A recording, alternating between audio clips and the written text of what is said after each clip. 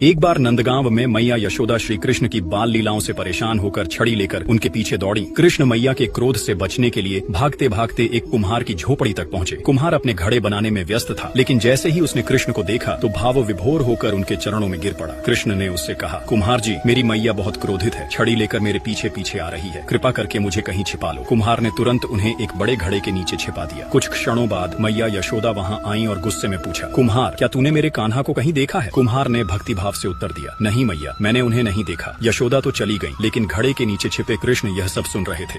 अब उन्होंने कुम्हार से कहा, कुम्हार जी, मैया चली गई, अब मुझे बाहर निकालो। कुम्हार मुस्कुराया और बोला, प्रभु, मैं आपको ऐसे ही बाहर नहीं निकालूंगा, पहले आप मुझे 84 लाख योनियों के बंधन से मुक्ति का वचन दीजिए। कृष्ण ने आनंदित होकर कहा, ठीक है, मैं तुम्हें मुक्ति दूंगा, अब तो बाहर निकालो। कुम्हार बोला, नहीं प्रभु, अकेले मुझे नहीं, मेरे पूरे परिवार को भी मुक्ति का वचन दीजिए। कृष्ण ने सहर्ष मान लिया। फिर कुम्हार ने कहा, प्रभु, मेरी बैलगाड़ी के बैल भी इस मिट्टी को ढोकर लाए हैं जिससे यह घड़ा बना है, उन्हें भी मुक्ति का वचन दीजिए। भगवान मुस्कुराए और कहा, ठीक है, मैं उन्हें भी मुक्ति दूंगा। अब भी कुम्हार नहीं माना और बोला, प्रभु, बस एक अंतिम इच्छा है, जो भी मनुष्य हमारे बीच हुए इस संवाद को सुनेगा, उसे भी आप 84 लाख योनियों के बंधन से मुक्त करेंगे, ऐसा वचन दीजिए। भगवान श्री कृष्ण कुम्हार की निश्चल भक्ति और प्रेम से इतने प्रसन्न हुए कि उन्होंने यह वचन भी दे दिया।